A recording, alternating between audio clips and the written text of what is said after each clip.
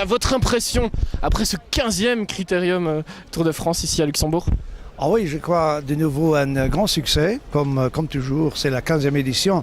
Et avec le succès des Schleck qu'on attendait un peu, d'ailleurs, Thomas Voeckler, un des meilleurs du Tour de France également, parmi les premiers. André Greipel, un grand sprinter qui a fait bonne impression également et il a tenu ce qu'on attendait de lui.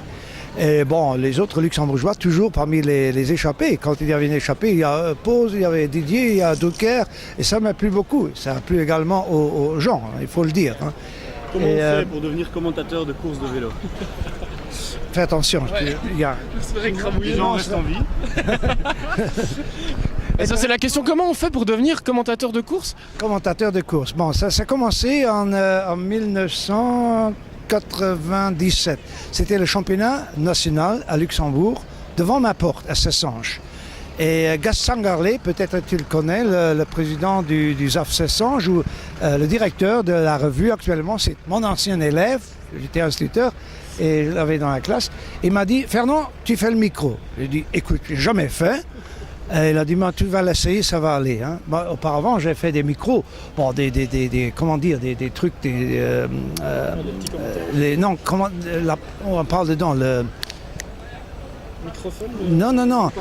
Le haut-parleur? Non, le haut-parleur que tu prends devant la roue, il est comme un entonnoir. Un mégaphone. Un mégaphone, voilà. Un mégaphone. J'ai fait avec le mégaphone. Ouais.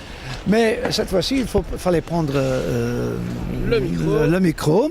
Et je l'ai fait. J'ai fait des bêtises, certainement. Après, je me suis demandé qu'est-ce qu'il a dit là. Mais les semaines suivantes, il y a d'autres clubs qui ont frappé. Monsieur Valère, vous voulez venir également chez nous. C'est comme ça que ça a commencé, il y a 14 ans. Hein. Et ça a pris une certaine ampleur. Il y a 2-3 ans, j'avais presque plus de dimanches libres, parce que c'est pas seulement le vélo que je fais le marathon à Chitenach et que je fais encore même à Monderkange, il y avait une grande fête de village où il fallait faire des interviews. Mais ce qui m'a plu le plus, c'était le Tour de France en 2006 avec Daniel Manjas. Ça, c'est le meilleur souvenir à l'arrivée à Esch-sur-Alzette avec Daniel Manjas. Ça, c'est ça. Ça reste toujours, comme il est d'ailleurs un type très gentil, Daniel. Hein.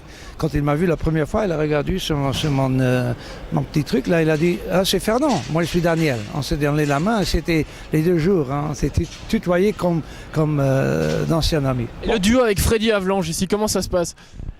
Là, je suis vraiment content avec Freddy parce que Freddy est un professionnel, on le voit, on le sent, et il connaît tout le monde d'ailleurs. Mais ce soir, il s'est trompé une fois. Il a dit il s'est excusé par après. Il a dit que McEwen, il est Katusha. Il est radiochèque. Hein. Il a dit, non, le Katusha, bon, c'était un petit problème. Hein. Mais travailler avec Freddy, ça fait plaisir. Hein, parce que, et moi aussi, je me prends un peu pour, non pas professionnel, mais semi-professionnel. Et tu n'as jamais entendu quand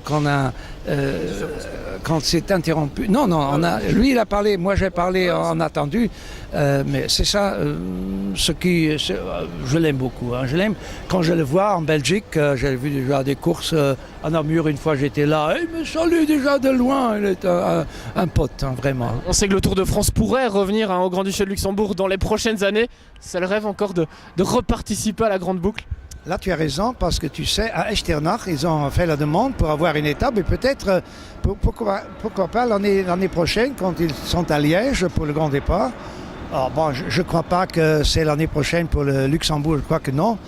Mais une fois qu'ils reviennent, parce que ceux d'Echternach, parce que là, je fais le micro aussi pour Marcel, pour le gala, non pas pour le gala, pour la Charlie Gaulle, c'est que le sportif Charlie Gaulle. Et là, ils m'ont déjà dit, quand c'est ici, j'ai dit, écoutez, maintenant j'ai 63 ans, quand le tour arrive, j'ai 70 ans, je suis un vieillard.